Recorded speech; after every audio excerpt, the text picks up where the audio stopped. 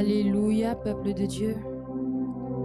Soyez bénis au nom puissant de Jésus, notre Seigneur et notre Sauveur. Nous sommes très heureux d'être avec vous en ce matin, afin de partager ce moment, ce temps autour de la parole de Dieu. Que toute l'honneur et la gloire soient au Seigneur. Sans plus tarder, nous allons remettre ce temps et ce moment entre les mains du Seigneur, afin qu'il puisse en prendre le total contrôle. Ceux qui sont connectés sur Internet, soyez bénis, soyez les bienvenus. Nous allons prier le Seigneur. Alléluia. Dieu Tout-Puissant, 3 fois Saint, Éternel Père, nous venons à toi humblement, au nom puissant de Jésus, afin, Seigneur, de te demander pardon. Pardon pour nos péchés, pardon pour nos iniquités, pardon pour nos transgressions.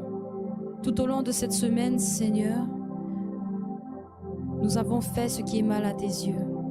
Et aujourd'hui, Seigneur, alors que nous allons être dans la communion au travers de ce culte pour toi, ce culte pour ta gloire, ce culte où tu vas, Seigneur, nous parler, Seigneur, nous nous repentons et te demandons de nous laver. Oh, s'il te plaît, Seigneur, de nous laver de tous nos péchés par le sang de Jésus. Que cette parole qui sera prêchée en ce matin puisse tomber, Seigneur, dans le sol de nos cœurs. Et que, Seigneur, cette parole puisse produire du fruit, le fruit de la repentance, le fruit du réveil, les fruits de l'esprit. Éternel, prends le contrôle de ce culte. Seigneur, entre tes mains, je suis un instrument qui veut faire ta volonté. Que tu sois révélé à ton peuple, Seigneur, au travers de ce message, Seigneur, au travers de ta parole, Père. Et que moi, je sois totalement effacé, que je sois totalement vidé de moi, Seigneur, et que tu puisses me remplir de toi.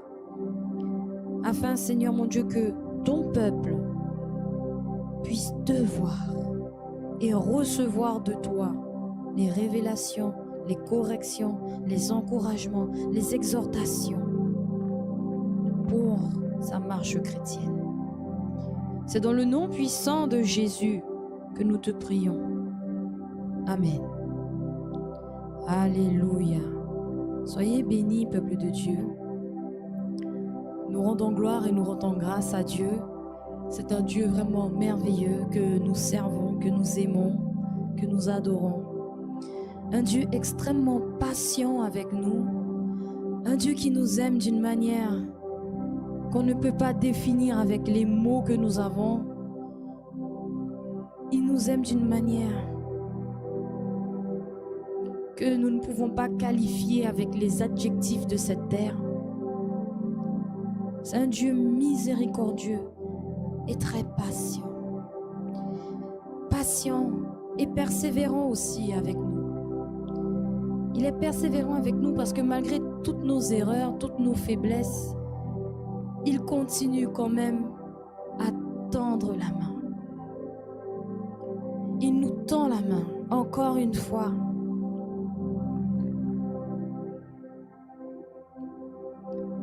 Et il est toujours prêt à nous pardonner si nous nous repentons sincèrement. Alléluia. Et ce Dieu persévérant-là, Jéhovah, Yahweh, Dieu le Père, Christ Jésus, l'agneau de Dieu, l'Esprit Saint, la Trinité, la triunité parce qu'ils sont unis. Alléluia. Ils sont toujours unis, toujours ensemble. Ce Dieu-là, il est persévérant. Et même lorsque le Seigneur Jésus a été à la croix, tout le calvaire qu'il a souffert,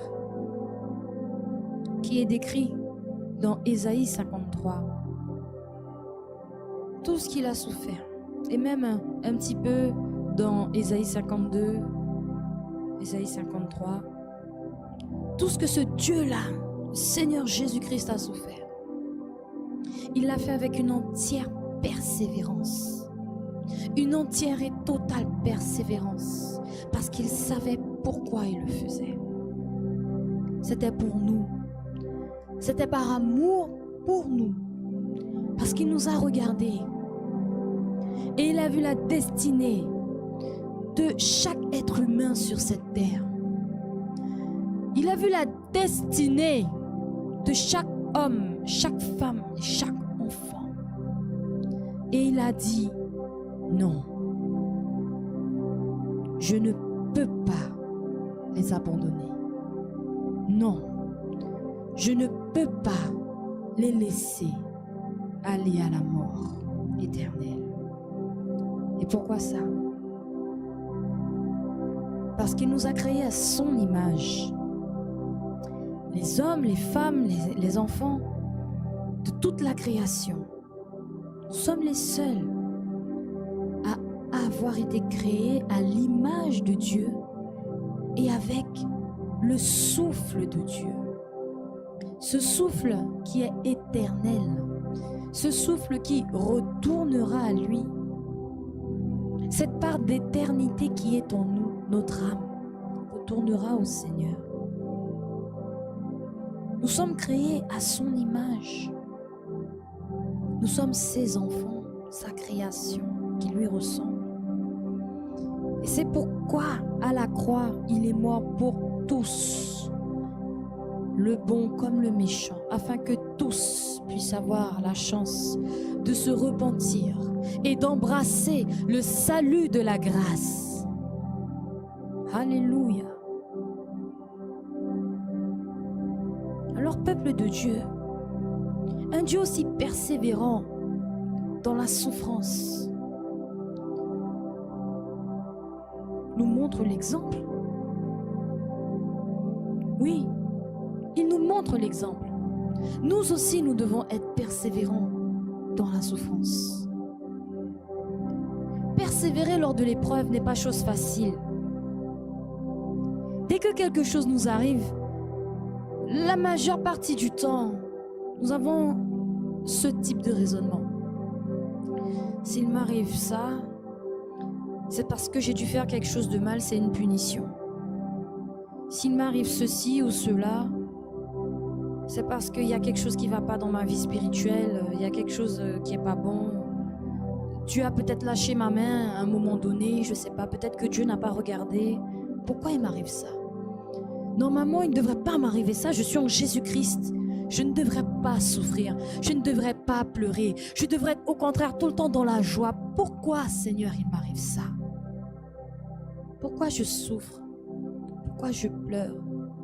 Pourquoi je passe par la maladie? Pourquoi je passe par la trahison? Pourquoi je passe par la calomnie? Pourquoi ces choses m'arrivent, Seigneur? Alors, soit on commence à accuser le Seigneur en pensant que c'est lui qui n'a pas bien fait les choses, alors que c'est totalement faux. Le Seigneur fait parfaitement les choses. Soit on se dit que non, s'il y a ça, c'est parce qu'il y a ça. On raisonne de cette manière. Il y a une cause. Je ne dis pas le contraire. Mais il faut que le peuple de Dieu comprenne une chose. En tant que chrétiens, nous sommes appelés à souffrir. En tant que chrétiens, tant que nous sommes sur cette terre, dans ce monde, nous sommes appelés à souffrir. C'est une vérité que nous devons garder. Nous sommes appelés à passer par des temps et des moments de souffrance. Ce ne sera pas tous les jours, mais il y aura des temps de souffrance, des moments de souffrance, et c'est biblique. Le Seigneur lui-même nous appelle à souffrir. Alléluia. Alors c'est peut-être quelque chose d'incroyable. C'est peut-être quelque chose d'incroyable en se disant, mais non, Jésus a porté nos souffrances, comme il est dit dans Ésaïe 53, c'est nos souffrances qu'il a portées. Oui, il les a portées. Oui, il a porté nos péchés. Oui, c'est une vérité. Mais une fois que tu es né de nouveau, correctement, que tu as donné ta vie au Seigneur, que tu l'as accepté comme Seigneur et Sauveur. Il faut être mature. Il faut devenir mature et analyser les situations et comprendre ce qui t'arrive. Pourquoi telle chose t'arrive? Qu'est-ce qui se passe? Dans notre parcours sur Terre, il y a tout type d'épreuves.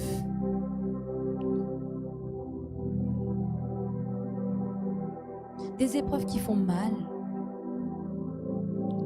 de différentes intensités, différents types de douleurs.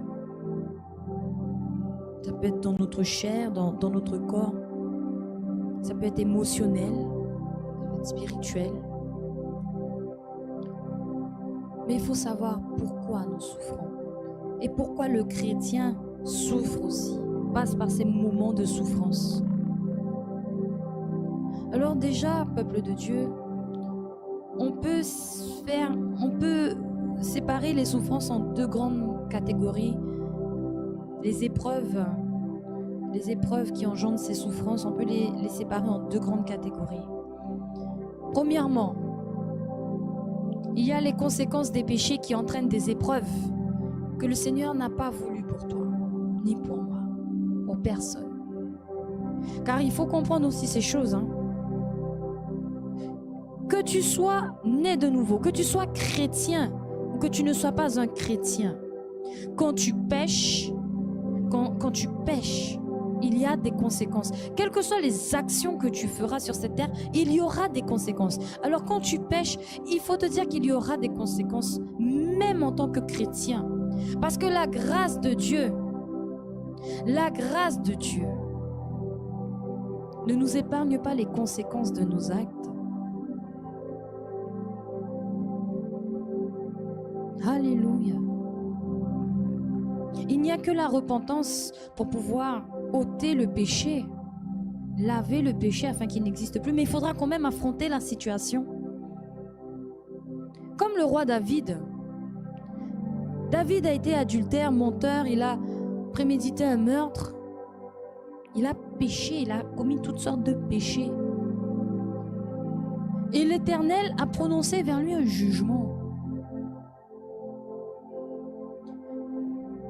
Il ne lui a pas épargné parce que Dieu est juste. Le péché a son salaire, c'est la mort. Mais si tu te repens sincèrement, la mort peut être épargnée. Et tu conserves la vie. Mais il faudra quand même assumer les conséquences de ton péché. Et c'est ce qui est arrivé à David. L'enfant, le premier enfant qu'il a eu avec Bathsheba est mort. Ensuite, son propre fils est venu, l'a chassé du pouvoir et a pris toutes ses concubines devant tout le peuple. Parce que Dieu a dit son jugement. Il a dit ce que tu as fait dans le secret, je vais le faire. Il va t'arriver la même chose, mais en plein jour. Ce que tu as fait là à Uri, en prenant sa femme, eh bien, sache que à cause de cela, voici le jugement qui est prononcé. Il t'arrivera la même chose, mais en plein jour. David ne s'est pas plaint. David a accepté. Et quand la situation est venue, il a crié à l'Éternel qu'il a secouru. Donc voilà, il y a les conséquences de nos péchés, avec ces épreuves que le Seigneur n'a pas prévues et qu'il nous faut surmonter. Il n'a pas prévu, il ne les a pas voulues. C'est pour ça que le Seigneur nous appelle à marcher dans la droiture et dans la justice. Puis deuxième grande catégorie, eh ben, il y a les fruits. Il y a les fruits des bonnes œuvres qui peuvent entraîner des réactions dans le camp de l'ennemi. Donc des attaques, des adversités, des choses comme ça. Dans cette deuxième catégorie-là, il y a plusieurs sous-catégories. Donc tu as les fruits de tes bonnes actions qui dérangent le diable et donc il va essayer de t'attaquer. Tu peux aussi passer par des déserts des déserts. Donc ce sont des épreuves que tu traverses qui te brisent pour que le Seigneur puisse te façonner. Il y a aussi des situations qui arrivent comme ça. Ce sont des épreuves aussi que tu dois surmonter. Ce ne sont pas comme des déserts, c'est vraiment des épreuves qui peuvent arriver ponctuellement pour te tester. Elles sont là pour déterminer si tu es bien enraciné sur la bonne fondation. Alléluia. Et puis il y a toutes sortes de choses, de situations semblables à ce que je viens de vous décrire. Mais toutes ces choses que nous avons évoquées sont connues de Dieu. Et Dieu même nous y prépare, nous prépare à les affronter. C'est pourquoi il est important d'analyser chaque situation afin de ne pas se tromper. Chaque situation qui se présente à toi est suscitée pour démontrer ta position vis-à-vis de Dieu et de sa parole. Alléluia. Tu récolteras ce que tu auras semé. Soit bien, soit mal. C'est la Bible qui le dit dans le livre de Galates 6, au verset 7. Ne vous y trompez pas, on ne se moque pas de Dieu. Ce qu'un homme aura semé, il le moissonnera aussi. Celui qui sème pour sa chair moissonnera de la chair la corruption, mais celui qui sème pour l'esprit moissonnera de l'esprit la vie éternelle.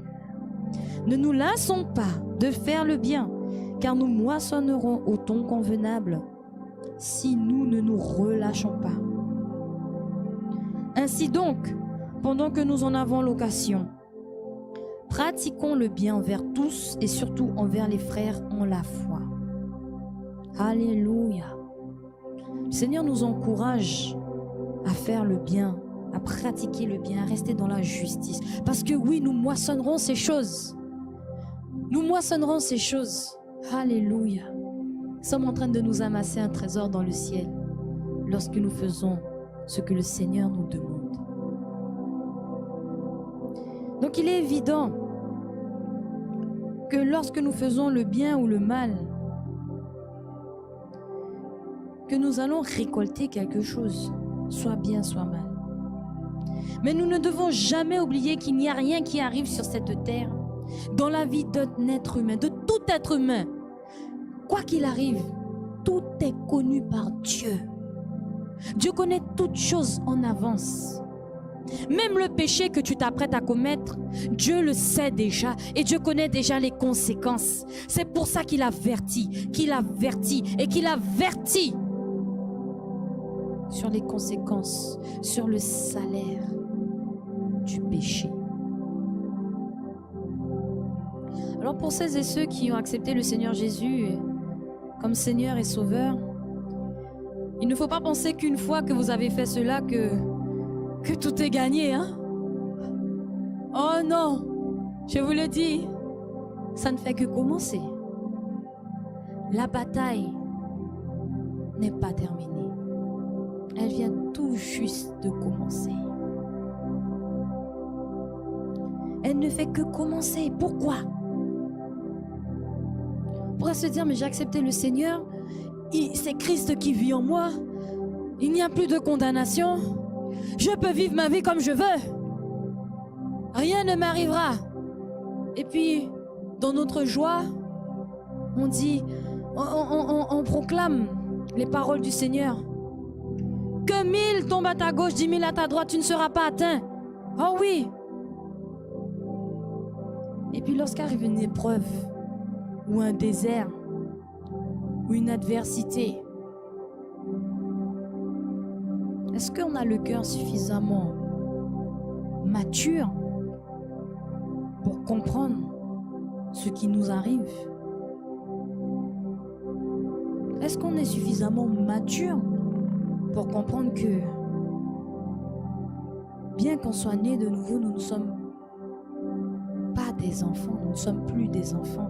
Il y a bien sûr cette période où le Seigneur va t'accompagner dans tes premiers pas avec lui. Comme un bébé, il va prendre soin de toi.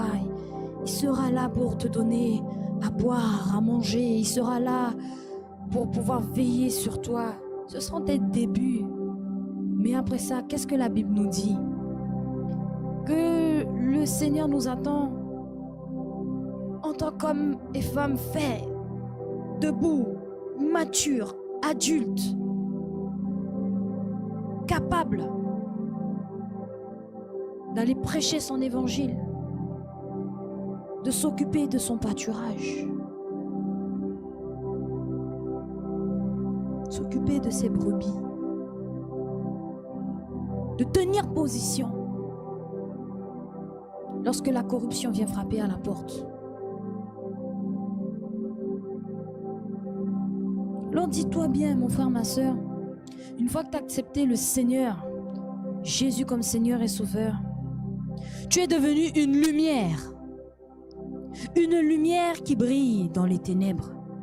Nous allons le voir dans Matthieu, le livre de Matthieu 5. Alléluia. Matthieu 5, il est dit au verset 14, « Vous êtes la lumière du monde.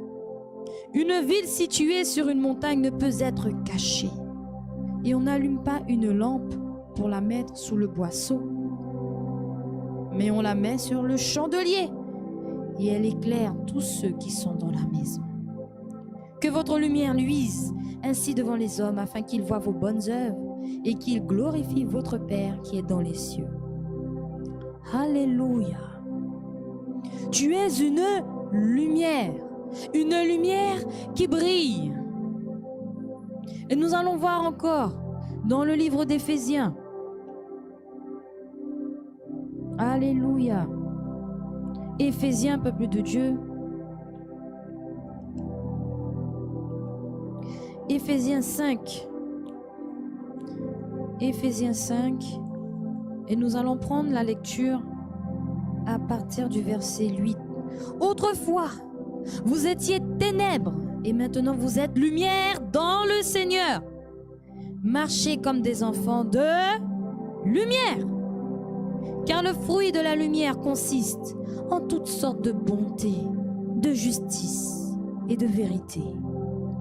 Examinez ce qui est agréable au Seigneur et ne prenez point part aux œuvres infructueuses des ténèbres, mais plutôt condamnez-les. Alléluia! Quand tu es lumière, tu es appelé à condamner les œuvres des ténèbres. Tu es appelé à condamner le péché, à le dénoncer, à le débusquer, à ne pas le laisser proliférer. Ce qui veut dire qu'à partir du moment que tu es passé des ténèbres à la lumière, tu as reçu la puissance de Dieu pour réprimander le péché. Hey! Alléluia, c'est la plus grande puissance que nous ayons reçue, celle de réprimander le péché. La lumière chasse les ténèbres. La lumière réprimande les ténèbres. La lumière apporte la connaissance. La lumière apporte la vérité. Allons dans le livre de Jean. Alléluia. Le livre de Jean, peuple de Dieu, au chapitre 1er. Et nous allons prendre la lecture au verset 9. Il est dit: cette lumière était la véritable lumière qui, en venant dans le monde, éclaire tout homme. Elle était dans le monde et le monde a été fait par elle. Et le monde ne l'a point connue. Elle est venue chez les siens et les siens ne l'ont point reçue. Mais à tous ceux qui l'ont reçue, à ceux qui croient en son nom, elle a donné le pouvoir de devenir enfants de Dieu, lesquels sont nés non du sang, ni de la volonté de la chair, ni de la volonté de l'homme, mais de Dieu. Et la parole a été faite chair, et elle a habité parmi nous, pleine de grâce et de vérité. Et nous avons contemplé sa gloire, une gloire comme la gloire du Fils unique, venu du Père. Alléluia. On sait que cette lumière qui s'est faite chair, c'est Christ. Et Christ vit en chaque croyant. qui est né de nouveau correctement. Alléluia. En d'autres termes, ceux qui sont porteurs de l'identité de Christ, porteurs de ses attributs, de ses pensées, de ses objectifs, de ses préoccupations, sont des enfants de lumière, comme nous l'avons lu dans Éphésiens. Et nous pouvons encore prendre un autre passage pour attester de ces choses. Nous allons prendre le livre de 1 Thessaloniciens. Alléluia. Lumière, la lumière qui éclaire. Alléluia. 1 Thessaloniciens, peuple de Dieu. 1 Thessaloniciens 5, au verset 5. Vous êtes tous des enfants de la lumière et des enfants du jour. Nous ne sommes point de la nuit ni des ténèbres. Alléluia. Si tu as accepté le Seigneur Jésus dans ta vie comme Seigneur et Sauveur, hey, tu es enfant de lumière. Alléluia. Et donc c'est dans la manière dont tu exécutes ta vie. Une fois que tu as accepté le Seigneur Jésus comme Seigneur et Sauveur, c'est dans la manière dont tu exécutes ta vie sur cette terre. Il n'y a pas d'adversité. Il n'y a pas d'hostilité. Il n'y a pas d'attaque. Il n'y a pas d'épreuve. Tout est dans la joie, c'est le bonheur, tout est rose. Mon frère, ma soeur, il y a un problème. Il y a un problème. Si Satan ne t'attaque pas alors que tu es lumière, si Satan ne t'attaque pas alors que Christ vise en toi, mon frère, ma soeur, il y a un problème.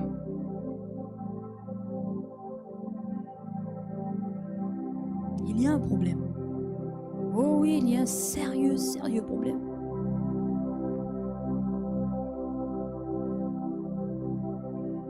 Si Satan ne t'attaque pas, dis-toi qu'il y a un problème. Si Satan n'a pas peur de toi, et pire, tu vois que tout est rose dans ta vie, tout va bien, c'est de succès en succès, tout est facile. Mon frère, ma soeur, je dirais même qu'il y a un danger. Il y a un danger. Alors que tu as accepté le Seigneur Jésus, il n'y a rien qui t'arrive là, il n'y a aucune attaque, il y a un danger. Peut-être même que tu es en train d'œuvrer pour l'ennemi là, alors que tu as accepté le Seigneur Jésus. Aïe, aïe, aïe. Parce que Satan ne va jamais attaquer ceux qui sont dans le péché. Mais au contraire, il va les conforter. Il ne va jamais les accabler. Il ne va jamais les contrarier. Mais il va donner pour les maintenir dans le péché, dans l'illusion. Il va les maintenir dans l'illusion.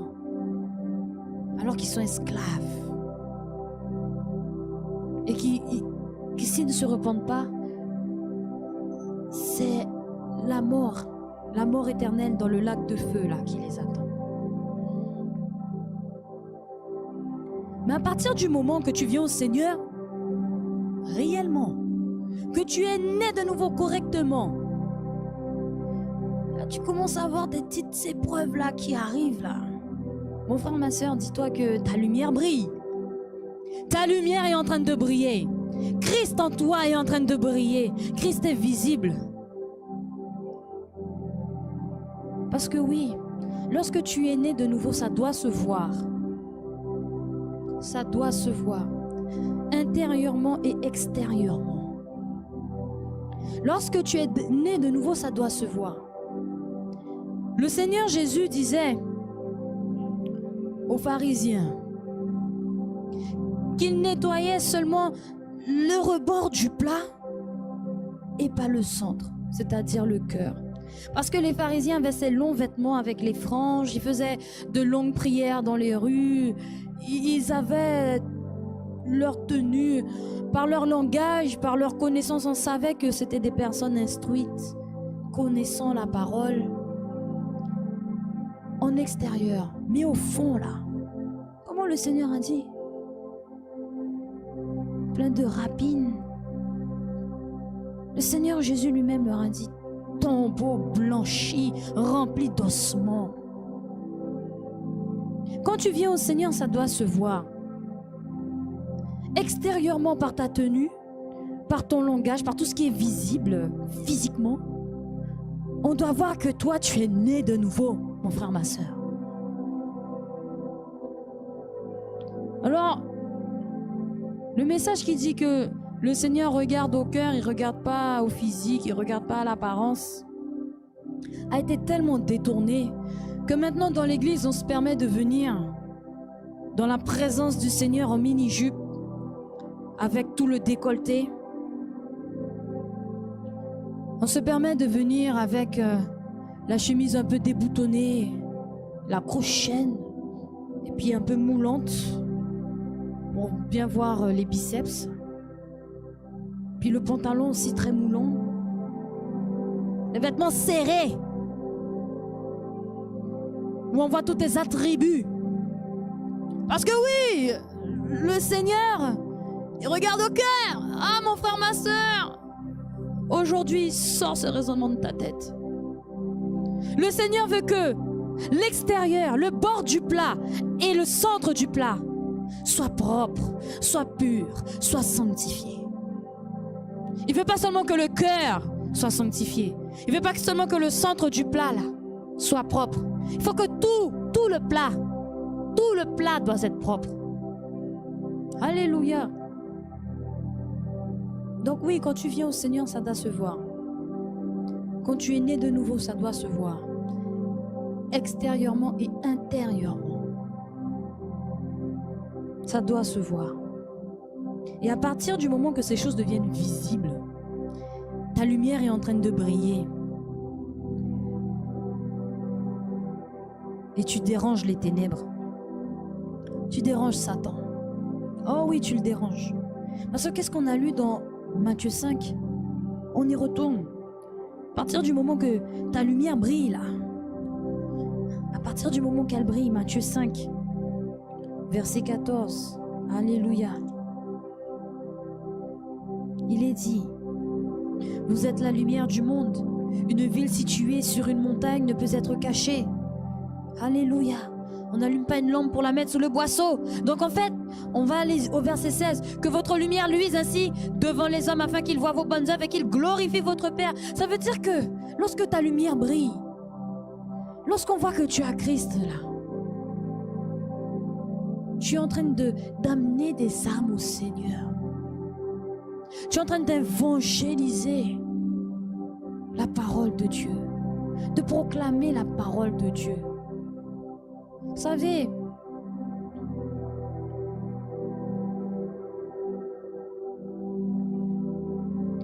quand on voit un policier, on le reconnaît par son uniforme. C'est la servante de Dieu qui l'a dit un jour. Quand on voit un médecin, on le reconnaît à sa blouse. Quand on voit un pompier, on le reconnaît par son uniforme et son équipement. Alors quand on voit un chrétien, une chrétienne, on doit aussi le reconnaître. De la même manière qu'on reconnaît les autres personnes dans d'autres religions, dans des religions, un chrétien né de nouveau, ça doit se voir. Et juste ça, juste par ta tenue, mon frère, ma soeur, dis-toi que tu impactes. Lorsque tu t'habilles dans la sanctification, dis-toi, mon frère, ma soeur, que tu es en train de faire quelque chose de puissant. Parce que dans ce monde qui cherche à mettre les hommes et les femmes à nu, on va voir des personnes qui s'habillent de manière décente, couverte, simple, parce qu'elles sont le temple du Saint-Esprit. Elles sont le temple du Dieu vivant. Elles ne peuvent pas se permettre d'exposer les choses du temple comme ça. Non. Alors on évangélise par la tenue, par nos actions. Notre lumière brille. Cette lumière impacte. Cette lumière éclaire. Cette lumière libère.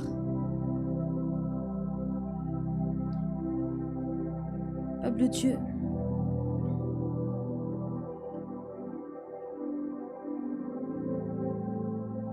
Il faut que ta lumière continue de briller, quoi qu'il arrive. Quoi qu'il arrive. Parce qu'il y aura des adversités à cause de cette lumière qui brille là.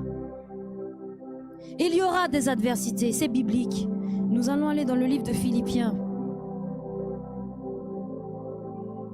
Alléluia.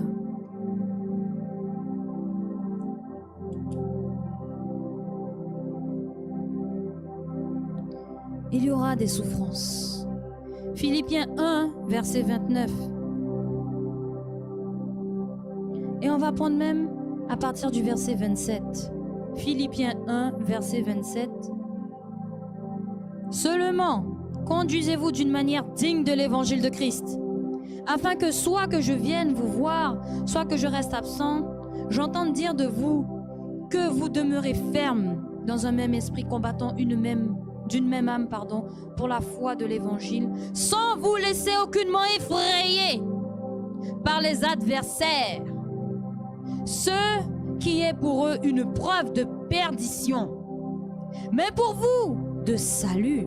Et cela vient de Dieu, car il vous a été fait la grâce par rapport à Christ, non seulement de croire en lui, mais encore de souffrir pour lui, en soutenant le même combat que vous m'avez vu soutenir et que vous apprenez maintenant que je soutiens encore. C'est une exhortation à la persévérance. C'est une exhortation, c'est une invitation à la persévérance dans la souffrance. Un chrétien souffre pour Christ parce qu'il y aura toujours quelqu'un qui cherchera à éteindre ta lumière, mon frère, ma soeur.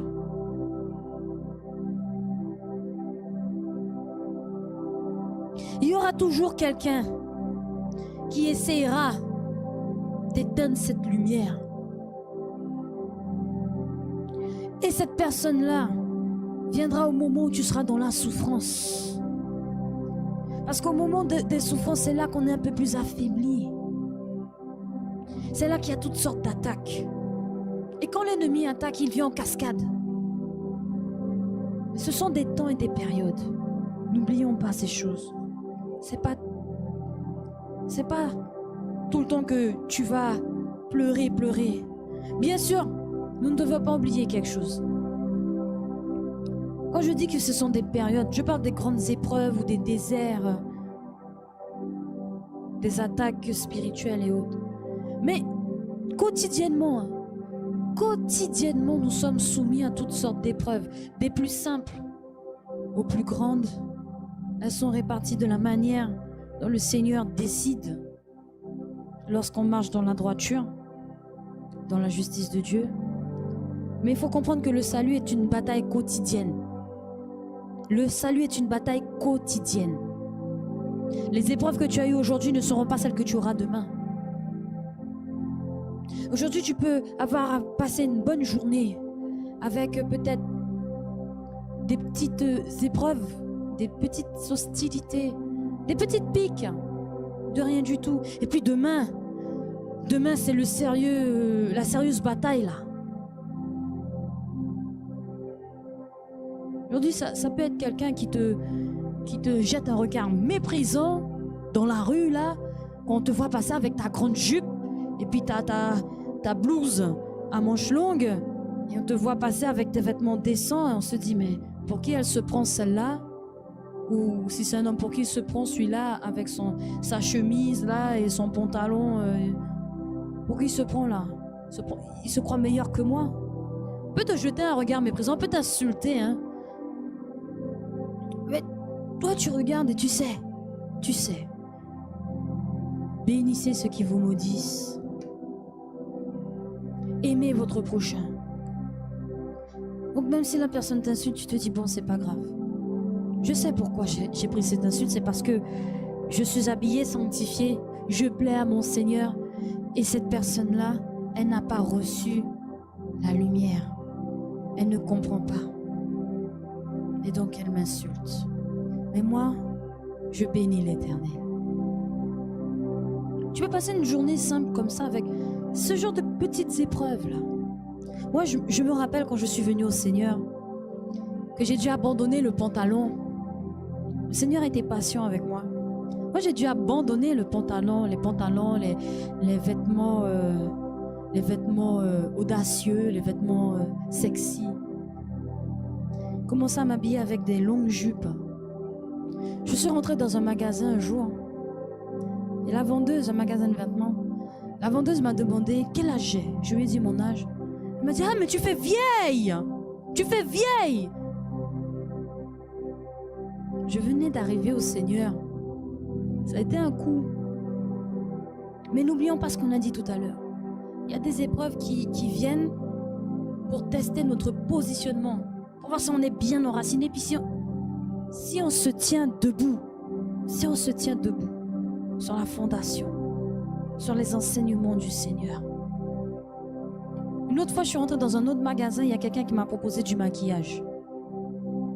Nous connaissons très bien ici que le maquillage n'est pas de Dieu. Alors frères et mes sœurs, si jamais vous êtes fâchés par rapport à ce que je viens de dire, je vous invite à faire des recherches sur l'origine du maquillage et vous comprendrez. Vous comprendrez que le Seigneur vous aide. Mais ici, dans ce ministère, nous le prêchons et nous le croyons fermement. Le maquillage n'est pas de Dieu. C'est la séduction, c'est de la tromperie. Tu es en train de cacher ton véritable visage. Tu dissimules qui tu es.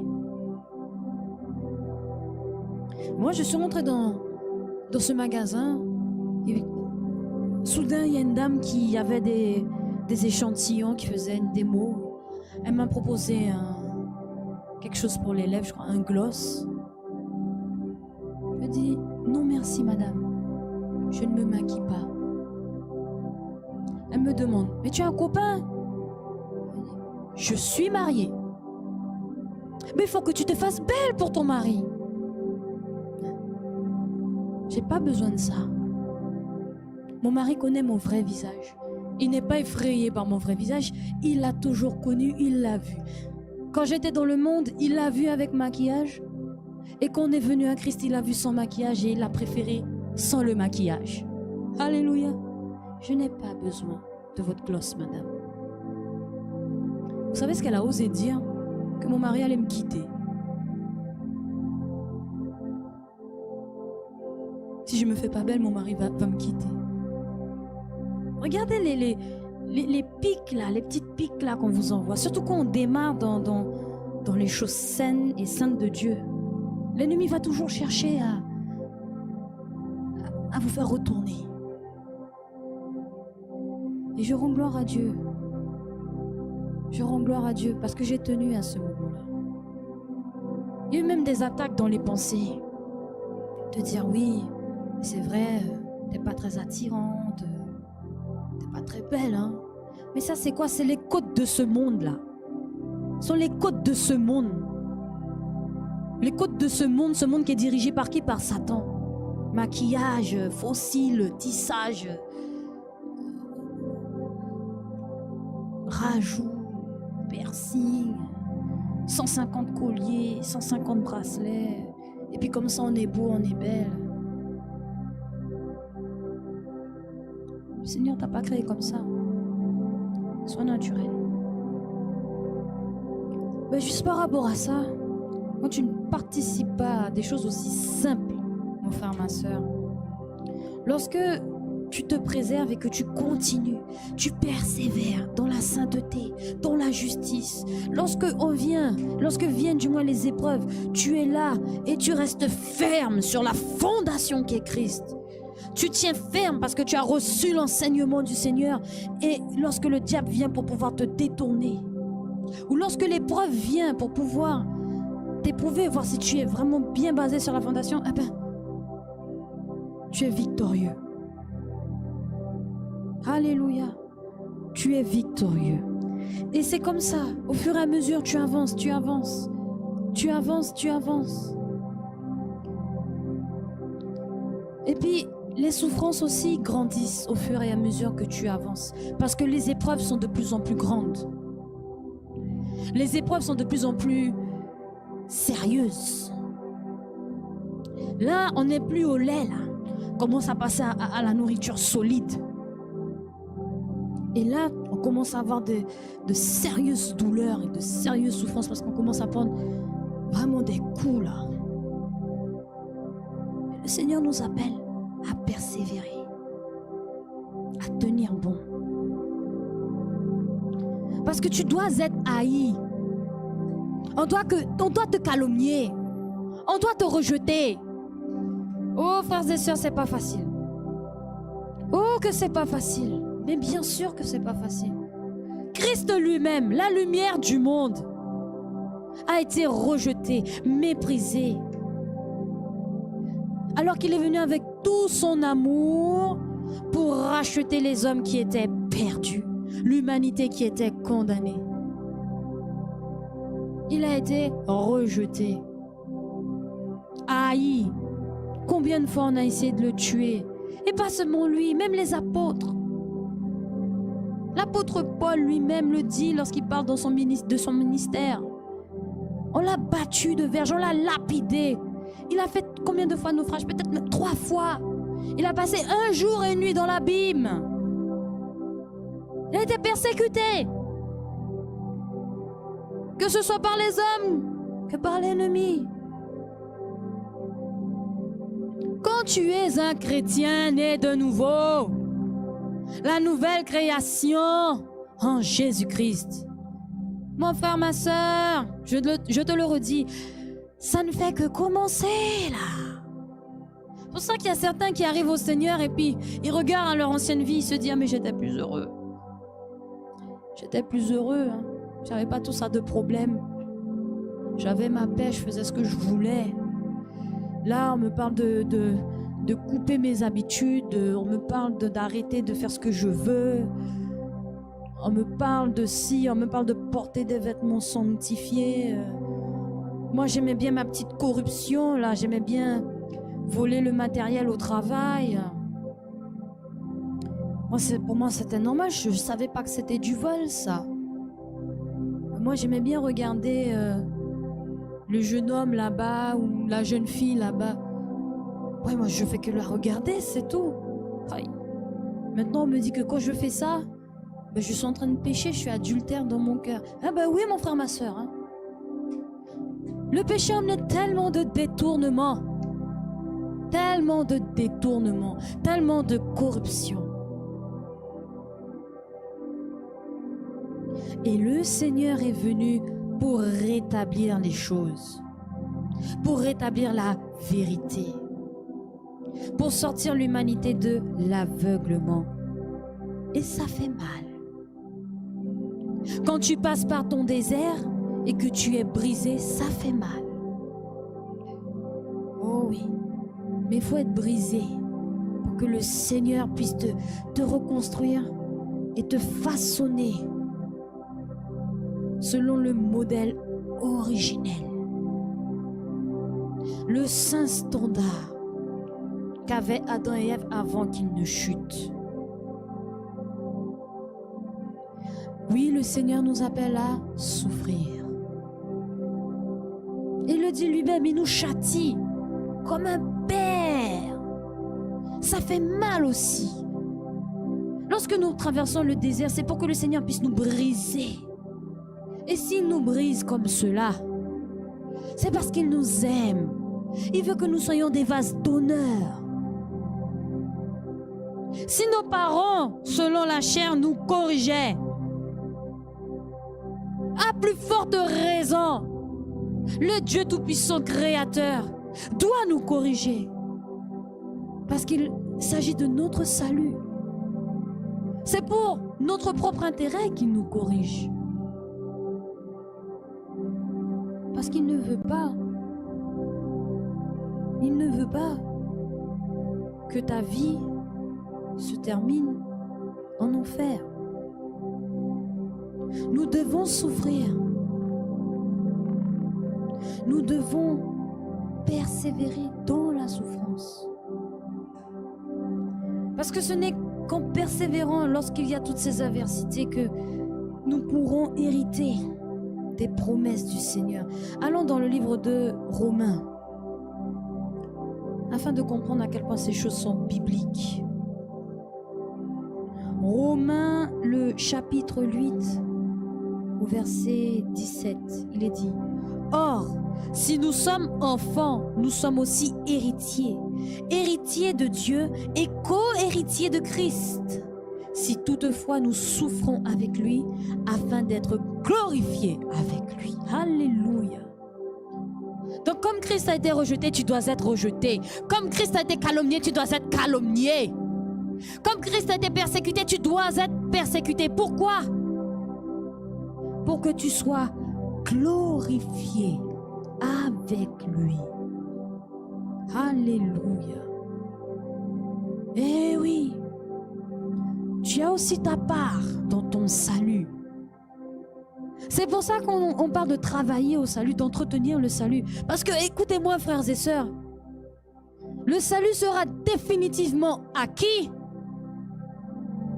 Je le répète, le salut sera définitivement acquis lorsque tu seras dans le ciel, dans le royaume de Dieu.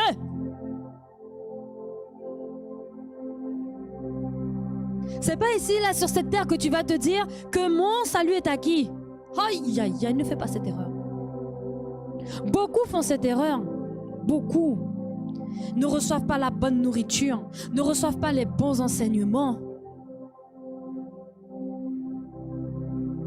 Ils se disent que le salut, on l'obtient, c'est gratuit, c'est le don de la grâce. Et donc, si jamais on travaille au salut, si jamais on veut faire quoi que ce soit, ça veut dire que tu payes pour ton salut. Mon frère, ma soeur, tout cela, ce sont des raisonnements humains avec beaucoup de fausseté et beaucoup d'erreurs.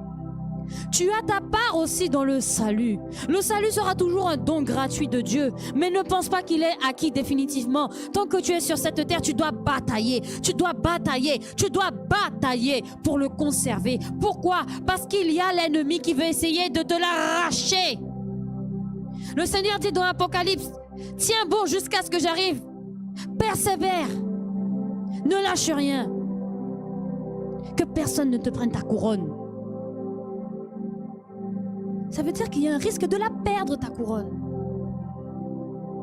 Il y a un risque que tu perdes ta couronne. Il y a un risque que tu perdes ton salut, mon frère, ma soeur. Il y a un risque. Il y a ce risque-là. Tu ne peux pas le négliger. Tu ne peux pas. Apocalypse 3, verset 11. On va prendre à partir du verset 10. Parce que tu as gardé la parole de la persévérance en moi, je te garderai aussi à l'heure de la tentation qui va venir sur le monde entier pour éprouver les habitants de la terre. Je viens bientôt. Retiens ce que tu as afin que personne ne prenne ta couronne. Alléluia. Que personne ne prenne ta couronne. Personne. Persévère. Même si tu es calomnié, persévère. Même si tu es rejeté, persévère. Même si tu es seul, mon frère, ma soeur, persévère. Alléluia. Prends part aux souffrances de Christ pour hériter avec Christ. Le monde est Jésus, et si Christ vit en toi, sache que le serviteur n'est pas plus grand que le maître.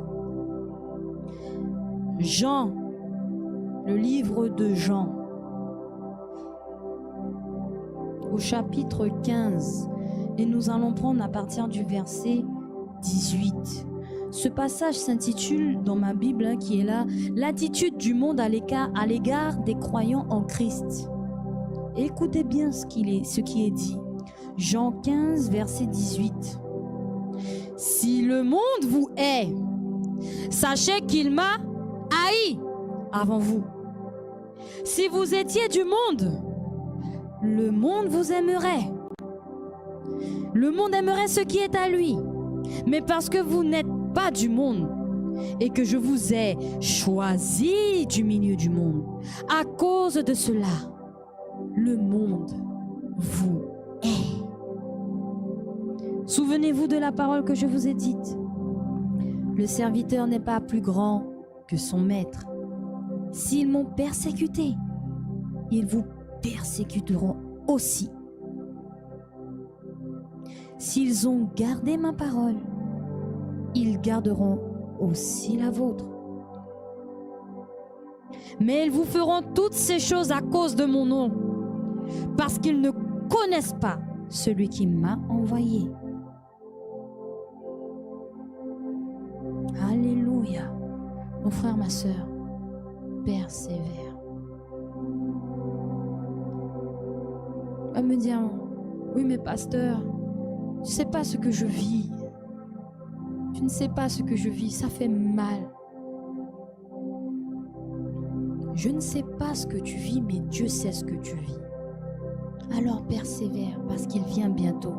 Et cette promesse s'accomplira. Les signes sont déjà là. Nous avons déjà le parfum de la tribulation, de la grande tribulation qui arrive là. Nous avons un aperçu, comme une avant-première d'un film de cinéma. Avec le coronavirus, avec ce qui se passe en Afghanistan, avec les tremblements de terre au Mexique, au Chili, les inondations, avec les tempêtes. Nous avons un aperçu là. Nous avons un aperçu de ce que sera la grande tribulation. Nous vivons les choses en avant-première. Pourquoi? Pour nous alerter. Oh oui, il faut tenir bon. Oh oui, il faut persévérer. La fin des souffrances arrive. Oh oui, elle arrive. Oh oui. Et mon frère, ma sœur, si tu ne veux pas rester, là, durant la tribulation, la grande tribulation, c'est le moment de recalibrer ta marche chrétienne. C'est le moment de, on va dire, réajuster le GPS, direction le ciel. Alléluia. Oh oui, c'est le moment. C'est le moment là. C'est le moment de produire les fruits dignes de la repentance. C'est le moment. C'est le moment d'adorer Jésus. C'est le moment de reconnaître que Jésus est Seigneur et Sauveur. C'est le moment de dire que oui, je suis lumière. Oui, j'appartiens au Seigneur. C'est le moment d'être ambassadeur de Christ et de ne pas avoir honte. Oh oui, c'est le moment. Oh oui, c'est le moment. C'est le moment. C'est le moment. Il n'y a pas meilleur moment qu'aujourd'hui, alors que l'enlèvement est si proche de venir. Nul ne connaît ni le jour ni l'heure, mais les signes sont là. Regardez sur Internet ce que les médias ne disent pas. Allez chercher l'information, peuple de Dieu. Regardez les sauterelles. Il y a les sauterelles là. Il y a des sauterelles qui sont venues. Elles ont mangé les récoltes. Elles sont venues, elles ont dévasté. On a essayé de les tuer avec toutes sortes de pesticides, d'insecticides. Et puis elles sont revenues encore. Un nuage énorme de sauterelles. Regardez ces choses. Cela a été prophétisé. C'est un jugement de Dieu. C'est un jugement pour ceux qui refusent de se repentir et un avertissement pour ceux qui persévèrent. Que oui, Jésus vient bientôt. Il vient bientôt. Même le coronavirus a été prophétisé. Le 1er décembre 2015. Par les plus puissants prophètes du Seigneur. Le tremblement de terre au Mexique a été prophétisé. Et il y a encore d'autres choses qui ont été prophétisées. Allez chercher l'information. Ne restez pas cantonnés à vous-même. Arrêtez de penser que Dieu, il est uniquement centré sur vous et pas sur ce qui se passe à côté. Dans le cœur de Dieu, bien sûr que vous y êtes. Mais votre frère, votre sœur aussi. Votre voisin, votre voisine, votre patron, votre collègue sont aussi dans le cœur de Dieu. Parce que lorsque Jésus a été à la croix, il est mort aussi pour eux. Alors si toi en tant que chrétien, tu ne tiens pas ta position, si toi en tant que chrétien, tu ne fais pas ce qu'il faut, peuple de Dieu, si tu ne fais pas ce qu'il faut en tant que chrétien, pour être cette lumière qui brille, Comment tu peux dire que tu aimes ton prochain? Aujourd'hui, il y a un évangile qui pullule sur cette terre. L'évangile égoïste de prospérité et de développement personnel. Ça pullule dans les assemblées, ça pullule. Alléluia. Ça pullule. Comment développer l'onction? Comment être un combattant spirituel? Comment réussir dans le business? Comment faire mon business fructifier? Comment manifester les promesses que Dieu a pour moi? Moi.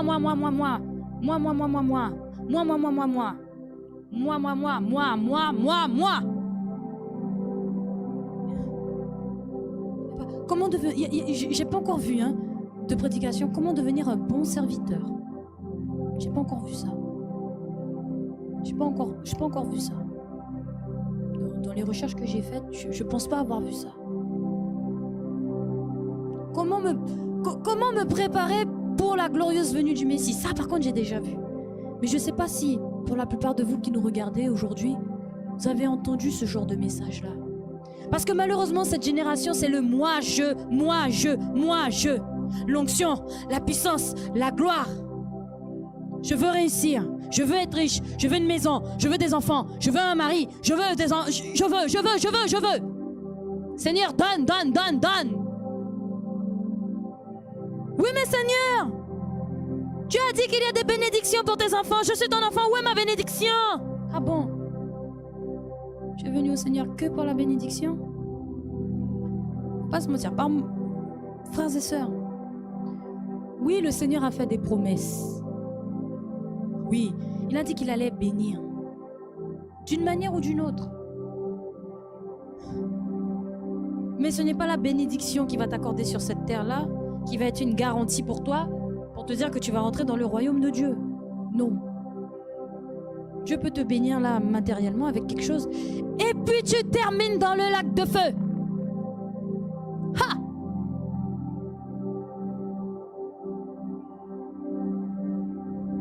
Les biens matériels, les richesses, comme cela a déjà été prêché par le serviteur de Dieu, ne sont pas une garantie pour entrer dans le royaume. Oh non. Le Seigneur peut t'accorder les désirs de ton cœur. Si Dieu n'est pas avant toute chose dans ta vie, dans ton cœur, mon frère, ma soeur, je ne sais pas. Je ne sais vraiment pas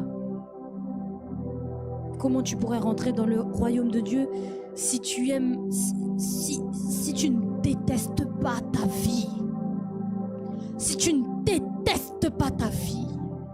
C'est lorsque tu regardes ta vie, les richesses, ta femme, tes enfants, ton mari, et que tu ne les considères pas comme rien comparé à Christ.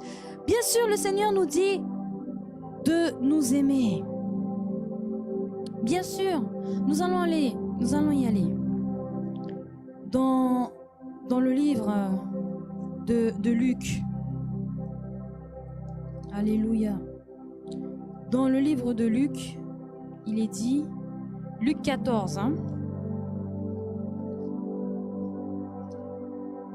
Luc 14, et ce sera le verset 26. Si quelqu'un vient à moi sans me préférer à son père, dans d'autres versions il est dit, si quelqu'un vient à moi et qu'il ne déteste pas son père, sa mère, sa femme, ses enfants, ses frères et ses sœurs et même sa propre vie, il ne peut être mon disciple. Alléluia. Et encore plus loin il est dit, et quiconque ne porte pas sa croix et ne me suit pas, ne peut être mon disciple. Alléluia.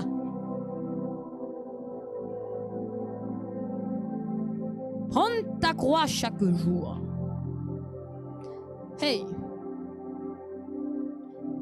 La croix que le Christ a portée là, elle était lourde,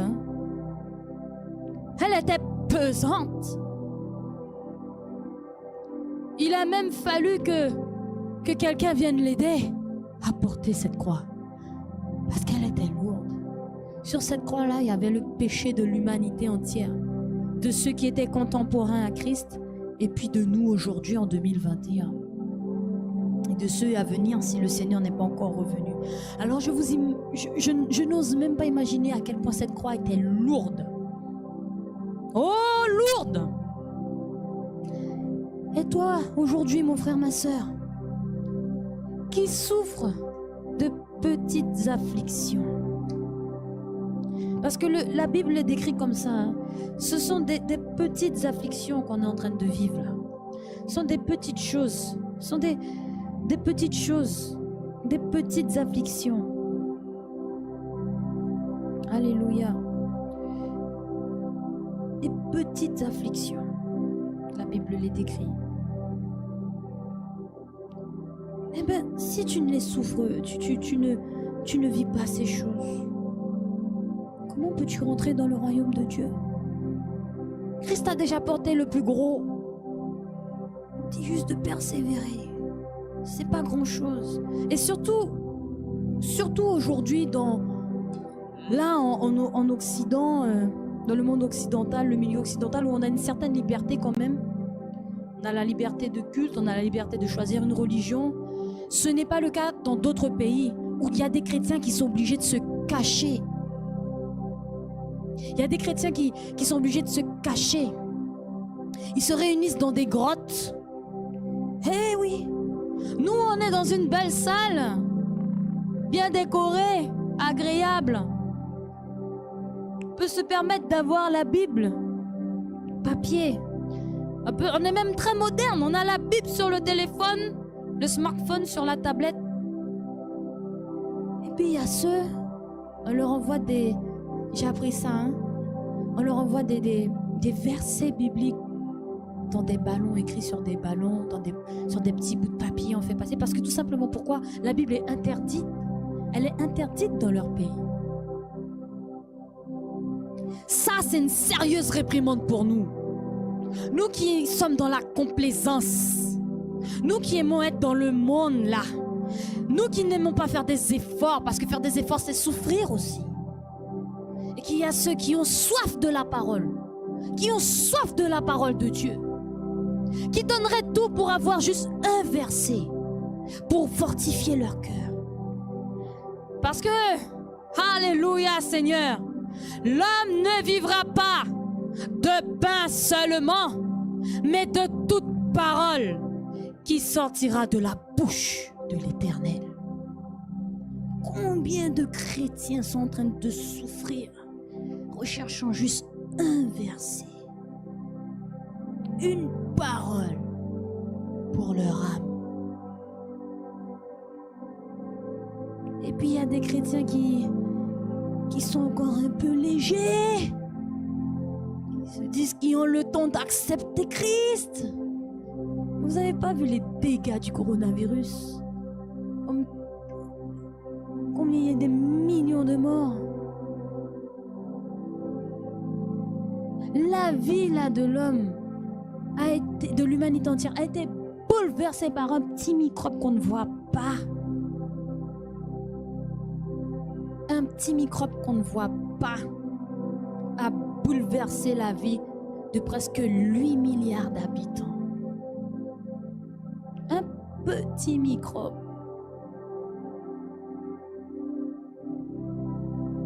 Donc c'est pas une raison pour se tourner vers le Seigneur et d'être un peu plus révérencieux, de soigner notre marche chrétienne et d'accepter, d'endurer la souffrance, les petites souffrances que nous avons sur cette terre, les petites persécutions, tout en sachant que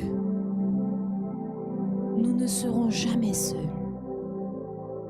Parce que il nous l'a dit, je ne vous laisserai pas orphelins, mais je vous envoie le consolateur.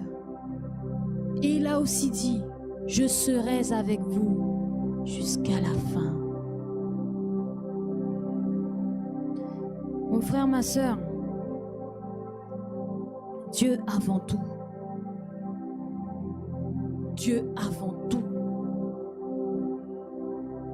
renie-toi toi-même. Porte ta croix. Crucifie ta chair. Parce qu'on l'a dit tout à l'heure. Si tu sèmes la chair, tu vas récolter la chair, la corruption et puis le salaire du péché. Mais si tu sèmes par l'esprit, tu vas récolter les fruits de l'esprit et la vie éternelle. Dieu avant tout. Dieu en premier. Il y a des gens qui malheureusement risquent d'aller en enfer s'ils ne font pas les bons choix.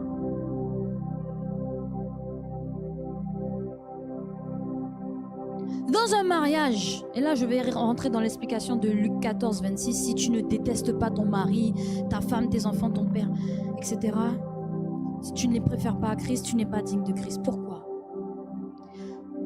On va prendre une situation. Tu es marié. Tu décides, ma soeur, mon frère, d'accepter le Seigneur dans ta vie, de passer par les eaux du baptême. Et maintenant, tu marches avec le Seigneur, tu persévères. Et puis, tu as ton partenaire à côté qui, lui, ne veut pas. Il ne veut pas. Il ne veut pas entendre parler de Christ. Il ne veut pas entendre parler du salut. Lui, il veut rester là où il est bien. Mais toi, tu as fait un choix. Et tu as choisi le Seigneur. Et là, dans la maison, parce que oui, les adversités peuvent venir jusque dans le foyer. Pas seulement en dehors avec des inconnus ou des collègues, jusque dans le foyer. Ça peut être ta mère qui ne comprend pas ton choix. Mais pourquoi tu as été dans telle religion? Pourquoi tu n'es pas venu dans telle religion? Dans celle-là, elle est mieux.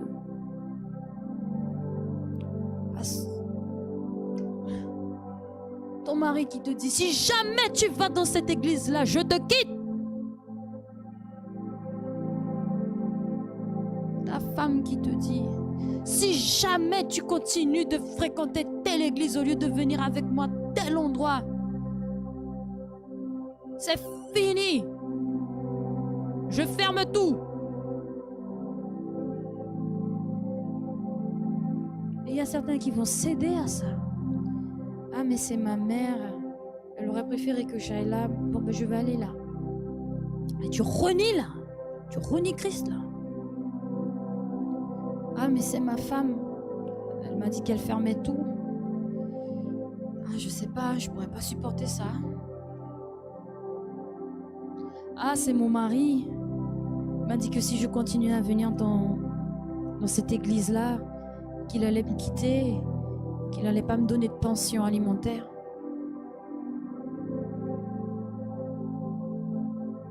Parce que moi, je travaille pas. Comment je vais faire? C'est lui qui a tout, moi, j'ai rien. Et qu'est-ce qu'on va dire? Que je suis une divorcée? Moi, je veux pas divorcer. Moi, je voulais me marier, je voulais avoir des enfants.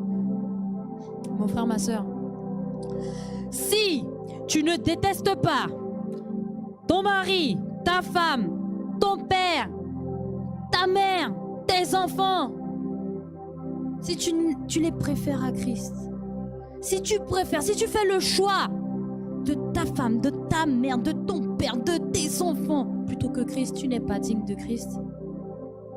Si tu n'es pas capable de prendre sur toi cette souffrance, écoute, ça vaut la peine.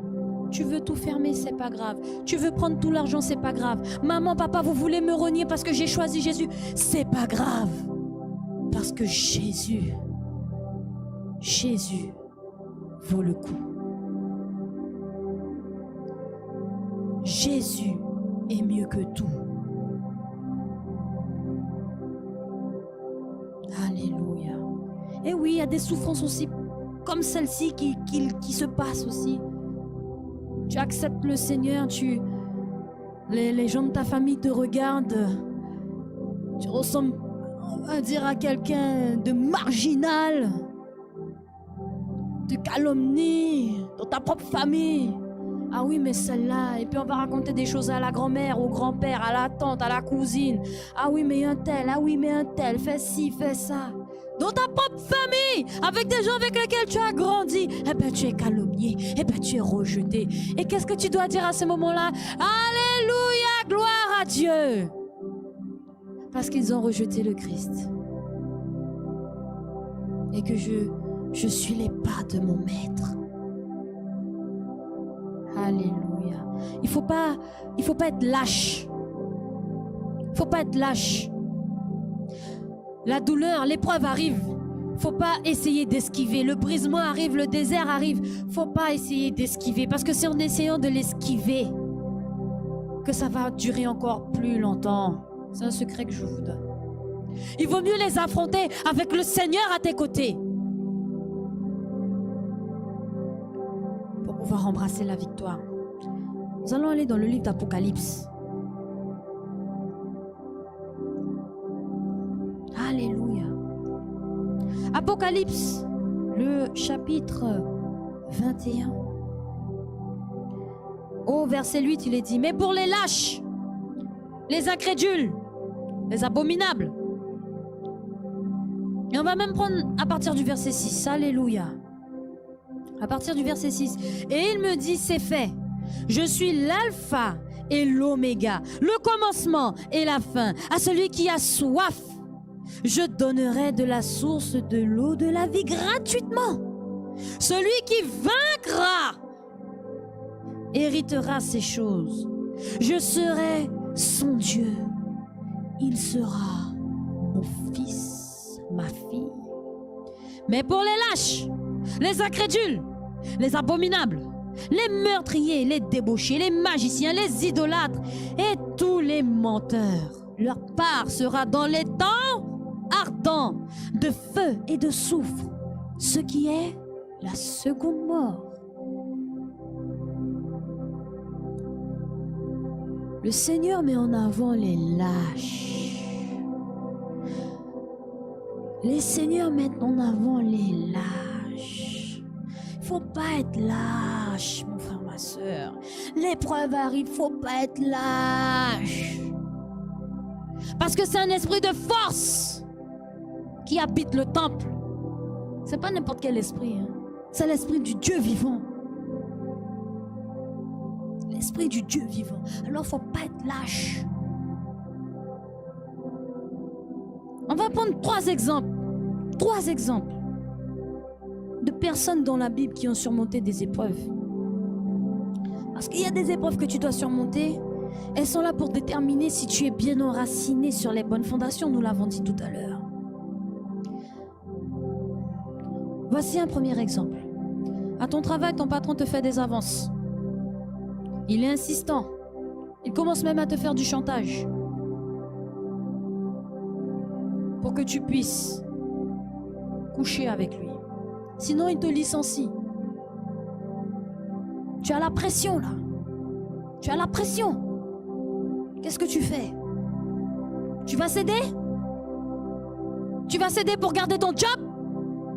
Pourquoi? Parce qu'il y a la crise économique? Parce que c'est difficile de retrouver du travail maintenant? Parce que tu n'as pas beaucoup de diplômes? Donc tu vas céder? Ah mon frère, ma soeur. Regarde Joseph. Regarde Joseph. La femme de Potiphar est venue et a dit, Joseph, couche avec moi. Joseph a dit non. Il a laissé sa tunique, il est parti, il a fui. Pourtant, il aurait pu, ce serait un plaisir. Il est déjà établi sur tous les biens. Oh oui, pourquoi pas, écoute, je suis déjà bien. Et puis je suis seule, je suis célibataire. Le maître n'est pas là en plus. Pourquoi pas? Non! Il a tenu. Il a tenu sa position. Il a tenu sa position. Fuyez l'immoralité sexuelle, dit la parole. Fuyez. Fuyez. Cherche pas une solution. Ne cherche pas à combattre. Fuis. Obéis à Dieu. Fuis. Peu importe la pression. On te licencie, c'est pas grave. Préserve le temple du Saint-Esprit. Fais comme Joseph. Une autre situation, les déserts, les épreuves que tu traverses et qui te brisent.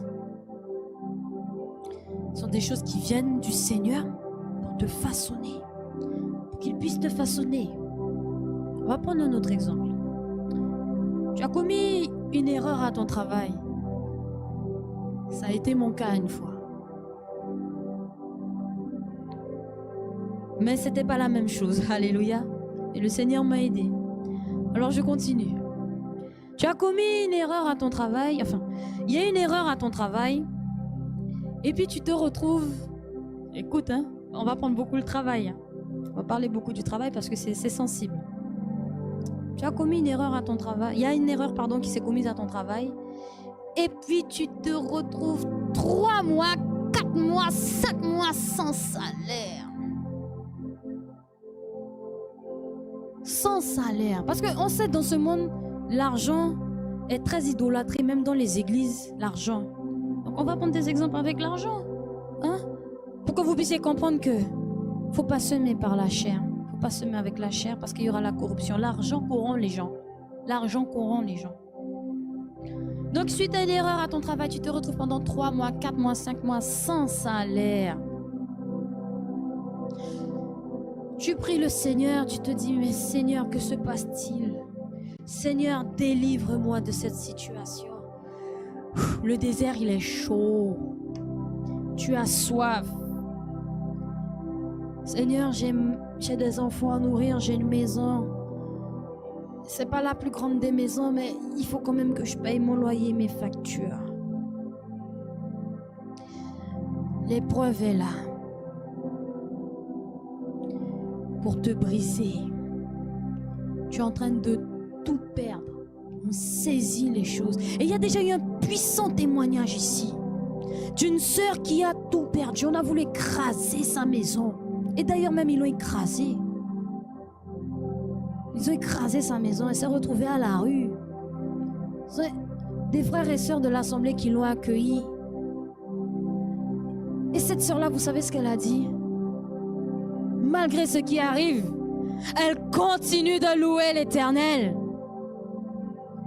Et si mes souvenirs sont bons, parce que j'ai pas trop le souvenir, je crois que c'est 1 mois ou 2 mois après, elle a trouvé un superbe appartement. Ouh! Toute situation financière, problème, tout ça réglé. Pourquoi? Elle a continué de louer le Seigneur. Elle a persévéré. Cette sœur-là, elle a persévéré. Elle a loué le Seigneur. Elle a continué à venir. Elle s'est laissée briser. Elle s'est laissée briser. Et il faut que tu apprennes à te laisser briser.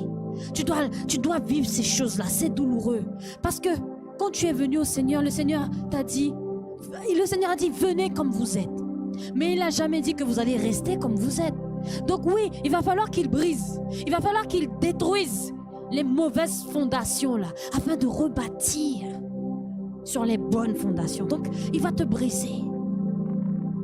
Si tu étais quelqu'un comme Moïse, prince d'Égypte, bien que juif, non un Égyptien, mais élevé comme un Égyptien, avec les privilèges d'un prince d'Égypte,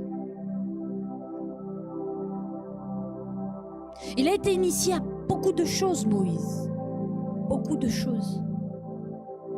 Il a connu la luxure, toutes les choses, l'idolâtrie, les péchés de l'Égypte. Il a connu les dieux d'Égypte, les pratiques magiques. Il a connu ces choses. Puis quand il a commencé à avoir ce réveil, quand il a vu quelqu'un de sa communauté être frappé, et que lui-même il a été tué l'Égyptien et qu'il a fui dans le désert. Il a fui dans le désert, la Bible dit. Il a fui dans le désert. Comment tu peux tenir dans un désert sans eau, sans manger? Mais c'est un brisement! C'est un brisement! Il a été dans le désert et le Seigneur pendant ce temps l'a brisé. Il a souffert. Le Seigneur l'a brisé. Tout ce qu'il a appris en Égypte, le Seigneur a dû briser, casser ces choses. Et une fois qu'il a été bien brisé,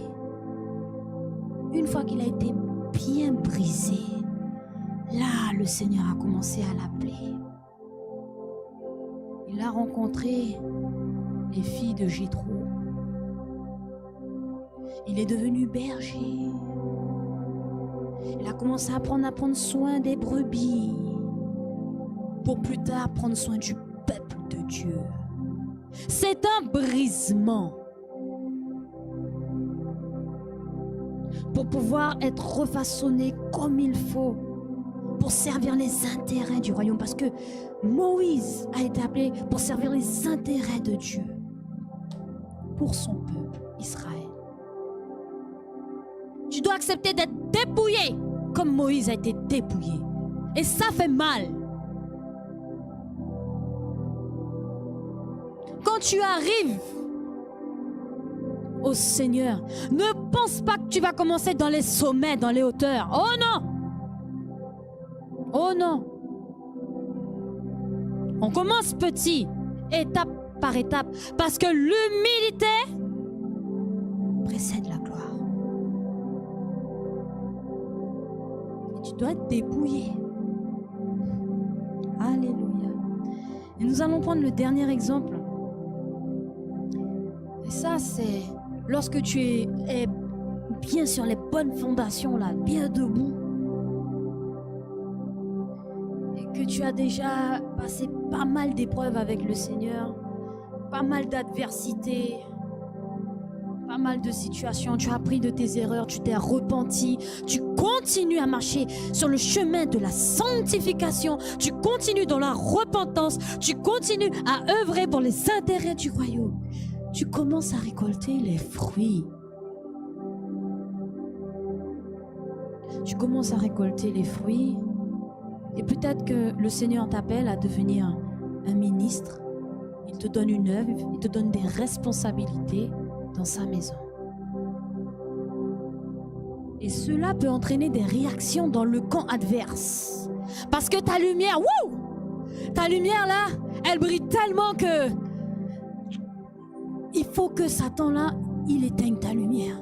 Parce que ta lumière là, elle est en train d'éclairer trop de monde. Il y a trop de monde qui sont en train de devenir à Christ parce que ta lumière brille. La lumière de Christ là en toi là, elle brille. Elle brille trop. La lumière de Christ brille. Elle brille tellement fort en toi parce que tu te sanctifies, parce que tu gardes sa parole, parce que tu mets sa parole en pratique, parce que tu lui obéis. Quand le Seigneur dit repentance, tu te repens. Quand le Seigneur dit non, c'est non. Quand le Seigneur te bénit, tu sais être humble.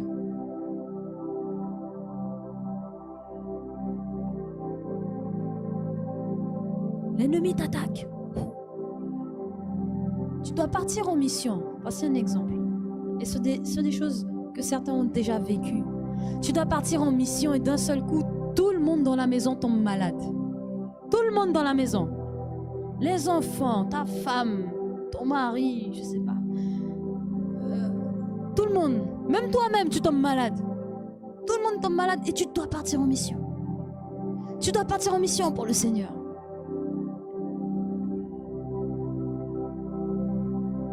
Tu te retrouves aux urgences à 3h du matin alors que tu dois prendre l'avion avec des personnes malades.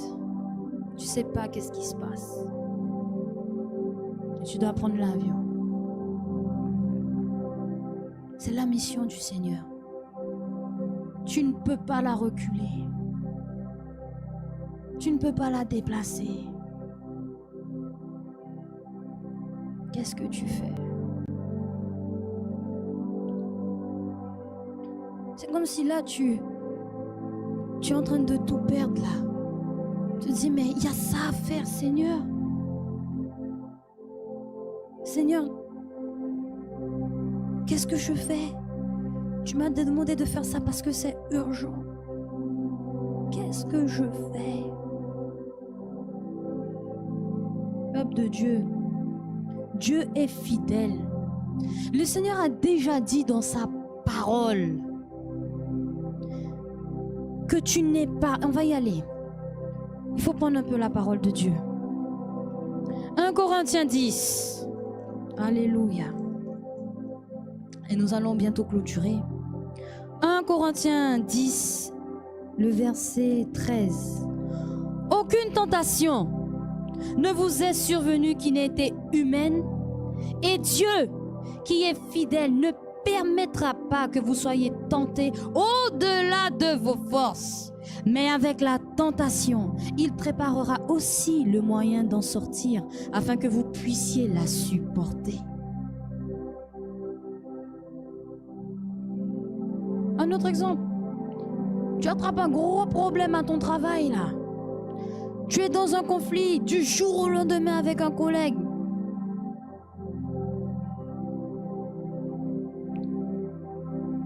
Demain matin, tu perds tout.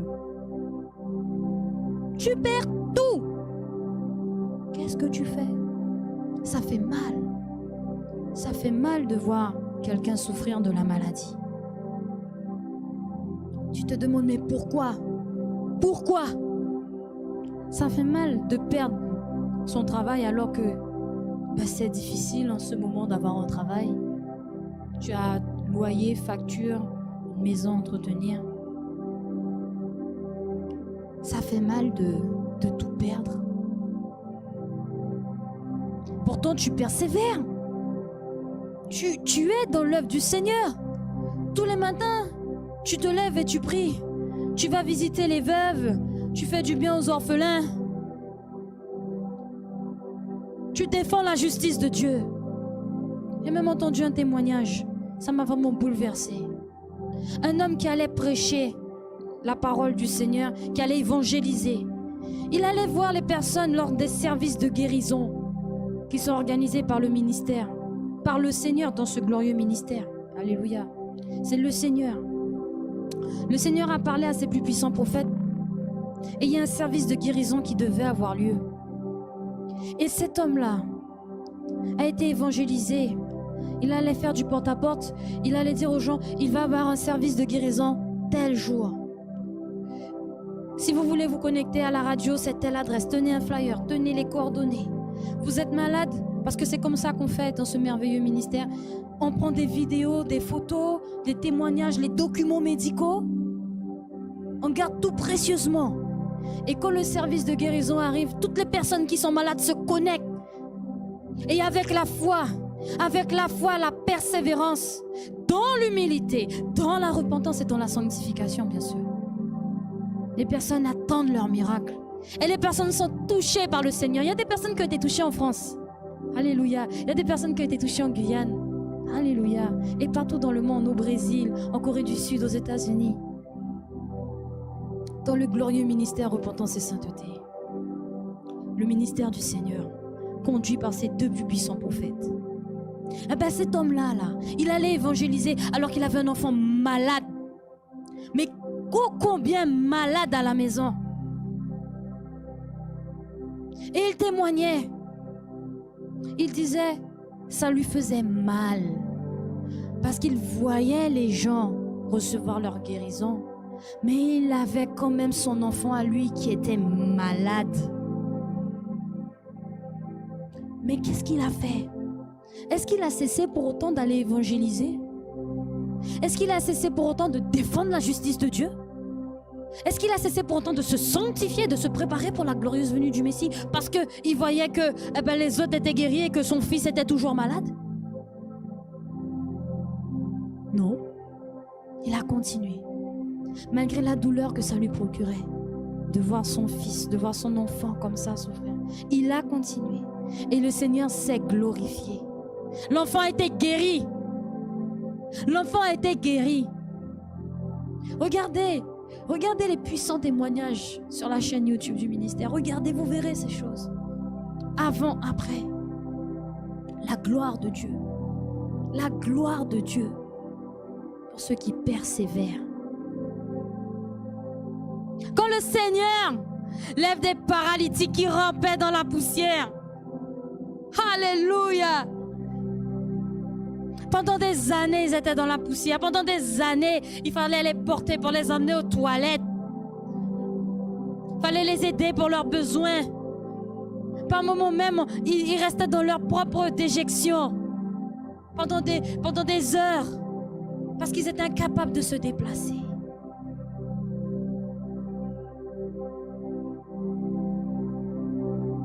Est-ce qu'ils ont renié Dieu? Non. Le Seigneur a dit, heureux les pauvres. Ils verront le royaume de Dieu. Pourquoi? Quand tu n'as rien, tu ne peux te retourner que vers Dieu. Parce que tu as ce cœur humble là. Parce que tu es sensible à chaque action que le Seigneur fait dans ta vie. Et tu as l'exemple de Job. Job n'était pas pauvre. Job était riche. Oh, qu'il était riche. Il était riche, Job. Il avait des biens et des biens. Il avait des enfants. Il était sage, Job. Et puis quand Job a tout perdu, peuple de Dieu, quand Job a tout perdu, qu'est-ce qui s'est passé? Nous allons y aller dans le livre de Job. Job, alléluia. Job, on va prendre juste le chapitre 1. Regardez comment Satan vient. Satan vient et il dit, ah, mais c'est parce que tu le protèges. On va prendre le verset 10. On va lire à partir du verset 10. Même le verset 7. L'Éternel dit à Satan, Job 1, verset 7. L'Éternel dit à Satan, d'où viens-tu? Et Satan répondit à l'Éternel, de parcourir la terre et de m'y promener. L'Éternel dit à Satan, as-tu remarqué mon serviteur Job? Produit du fruit pour moi, Job. C'est mon serviteur. Alléluia. L'Éternel dit à Satan, as-tu remarqué mon serviteur Job? Il n'y a personne comme lui sur la terre. C'est un homme intègre et droit, craignant Dieu et se détournant du mal. Et Satan répondit à l'Éternel, est-ce d'une manière désintéressée que Job craint Dieu? Ne l'as-tu pas protégé, lui, sa maison et tout ce qui est à lui? Tu as béni l'œuvre de ses mains et ses troupeaux couvrent le pays. Mais étends ta main, touche à tout ce qui lui appartient et je suis sûr qu'il te maudit en face. L'Éternel dit à Satan, voici, tout ce qui lui appartient, je te le livre. Seulement ne porte pas la main sur lui. Et Satan se retira de devant la face de l'Éternel. Et là, quand Job perd tout, nous allons directement au verset 20. Il dit quoi? Alors Job se leva, déchira son manteau et se rasa la tête. Puis se jetant par terre, il se prosterna et dit, je suis sorti nu du sein de ma mère et nu je retournerai dans le sein de la terre. L'Éternel a donné et l'Éternel a ôté, que l'Éternel soit béni. Alléluia. Que l'Éternel soit béni. Alors peu importe la nature, l'intensité de l'attaque, mon frère, ma soeur, tu n'es pas seul. Si tu marches sur le chemin de la justice de Dieu, le Seigneur a promis dans 2 Timothée, nous allons y aller, 2 Timothée, nous y retournons, peuple de Dieu. 2 Timothée. Alléluia. 2 Timothée au chapitre 4. 2 Timothée 4 au verset... Alléluia. 2 Timothée. Ah, je suis dans 1 Timothée. 2 Timothée. Le chapitre 4. Et ce sera le verset 18. Le Seigneur me délivrera de toute œuvre mauvaise. Il me sauvera pour me faire entrer dans son royaume céleste. À lui soit la gloire au siècle des siècles. Amen. On peut prendre encore plus haut. Il est dit, c'est le Seigneur, verset 17, qui m'a assisté et qui m'a fortifié afin que la prédication soit accomplie par moi et que tous les païens l'entendent. Et j'ai été délivré de la gueule du lion. Le Seigneur saura te délivrer de toute mauvaise chose. Persévère. Persévère. Dans la souffrance, persévère. Psaume 37. Alléluia. Psaume 37. Au verset 18 toujours. L'Éternel connaît les jours des hommes intègres et leur héritage dure à jamais. Oh oui. Il connaît. Verset 17. Car les bras des méchants seront brisés, mais l'Éternel soutient les justes. L'Éternel connaît les jours des hommes intègres et leur héritage durera à jamais. Ton héritage est céleste.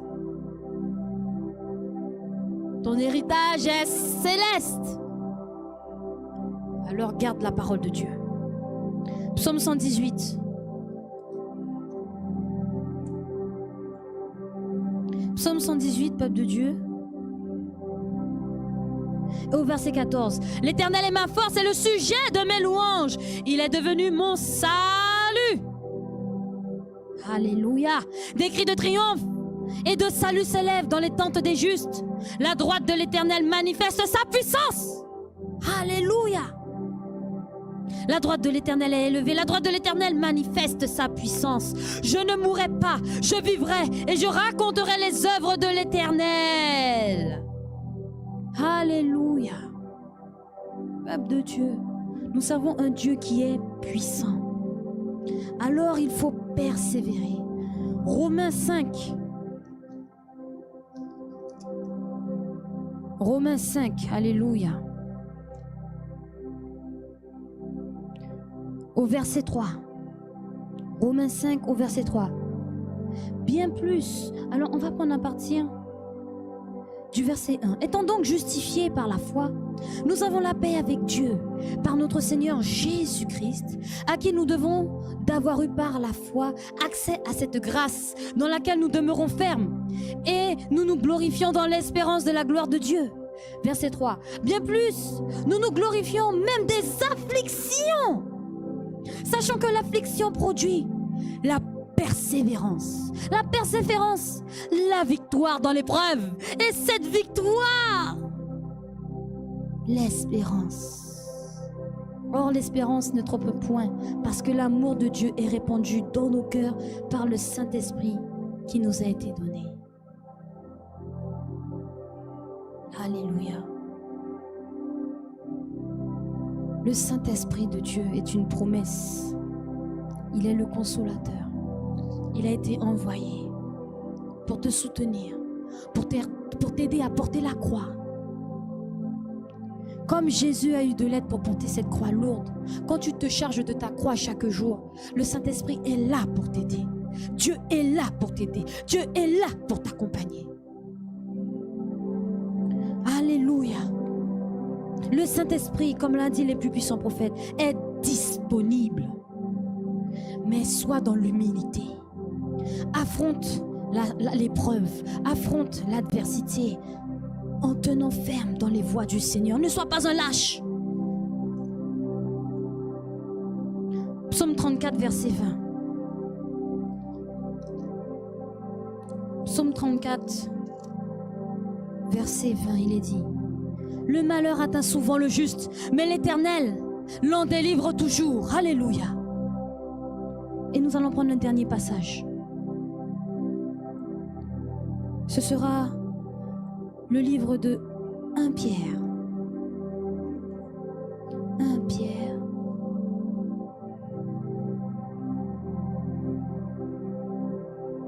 À partir du verset 13. Alors 1 Pierre 3, verset 13. Et qui vous maltraitera si vous êtes zélés pour le bien? D'ailleurs, même si vous souffriez pour la justice, vous seriez heureux. N'ayez aucune crainte et ne soyez pas troublés, mais sanctifiez dans vos cœurs Christ le Seigneur, étant toujours prêt à vous défendre avec douceur et respect devant quiconque vous demande raison de l'espérance qui est en vous. Et ayant une bonne conscience, afin que là même où ils vous calomnient, comme si vous étiez des malfaiteurs, ceux qui décrivent votre bonne conduite en Christ soient couverts de confusion. Car il vaut mieux souffrir, si telle est la volonté de Dieu, en faisant le bien qu'en faisant le mal. Alléluia. Peuple de Dieu, persévérons dans la souffrance. Persévérons. C'est une bataille. C'est une bataille. Et la délivrance finale, ce sera au ciel. Quand enfin on aura quitté cette terre. On va prendre un tout dernier. Jean 16, verset 33. Jean 16, verset 33. Je vous ai dit ces choses afin que vous ayez la paix en moi. Vous aurez des tribulations dans le monde, mais prenez courage. J'ai vaincu le monde, dit le Seigneur. Prenez courage. Cette souffrance par laquelle nous devons passer en tant que chrétiens, si Christ l'a surmontée, nous pouvons aussi, parce que nous ne sommes pas seuls. Dieu est avec nous, Christ est avec nous, le Saint-Esprit est là pour nous soutenir. Mais sachez que nous ne serons pas épargnés des souffrances. Et nos afflictions sont légères. Oh oui, qu'elles sont légères. Elles ne vont pas durer pour toujours en plus, peuple de Dieu. Ces douleurs causées par les épreuves travaillent pour nous. On va prendre encore un tout dernier. J'allais l'oublier. 2 Corinthiens, peuple de Dieu. 2 Corinthiens, et ce sera le chapitre 4. 2 Corinthiens 4. Alléluia. À partir du verset 16. Ce passage s'intitule « Souffrance présente et gloire future ». 2 Corinthiens 4, 16. C'est pourquoi nous ne perdons pas courage. Et même si notre homme extérieur se détruit, notre homme intérieur se renouvelle de jour en jour. Car nos légères afflictions du moment présent produisent pour nous, au-delà de toute mesure, un poids éternel de gloire. Parce que nous regardons non point aux choses visibles, mais à celles qui sont invisibles. Car les choses visibles sont passagères et les invisibles sont éternelles. Alléluia. Toutes ces afflictions que nous sommes en train de passer, toutes ces épreuves, tous ces déserts travaillent pour nous et sont un mécanisme pour nous permettre d'entrer dans le royaume de Dieu. Elles nous aident à nous repentir. Elles nous aident à demeurer dans la justice. Elles nous aident à valoriser la sainteté parce que nous voyons la main de l'Éternel sur les justes. Le Seigneur délivrera toujours les justes. Et sur cette terre, nous sommes en train de souffrir. Sur cette terre, nous sommes en train de pleurer. Sur cette terre, nous sommes en train de soupirer. Quand est-ce que le Seigneur vient? Et il dit quoi? Apocalypse 3. Tiens bon, garde ce que tu as. Je viens bientôt. Que personne ne prenne ta couronne. Alors persévère. Persévère dans la souffrance. Tu n'es pas seul. Le Seigneur est avec toi. Tiens bon.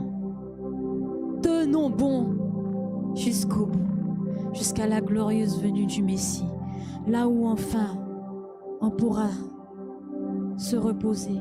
Et la Bible dit qu'il essuiera toute larme, plus de douleur, plus de souffrance. Alléluia. Ceux qui veulent accepter le Seigneur maintenant, je vous invite à faire cette prière alors que nous allons clôturer. Répétez, s'il vous plaît, si vous le désirez. Et dites, puissant Seigneur Jésus, je suis un pécheur et je me repens de tous mes péchés. Seigneur, j'ai entendu ta parole et maintenant je viens à toi pour être complètement transformé. Seigneur, aide-moi à souffrir pour toi sur cette terre afin que je puisse hériter de toutes les promesses que tu as données dans ta parole. Seigneur, je me détourne de tout péché et je te reçois, ô puissant Seigneur Jésus, comme mon Seigneur et mon Sauveur. Je te reçois dans mon cœur en ce matin. S'il te plaît, écris mon nom dans le livre de vie de l'agneau et envoie le Saint-Esprit pour m'aider à vivre une vie de sainteté, une vie de justice, une vie de persévérance dans la souffrance jusqu'à ta glorieuse venue. S'il te plaît, Seigneur, établis ta parole dans mon cœur et protège mon cœur, afin que même si l'adversité, les épreuves, les déserts surviennent, que je puisse demeurer en toi, toujours debout, dans la justice, dans la sainteté, dans la repentance, dans l'humilité. Au nom puissant de Jésus, je suis né de nouveau. Amen. Amen.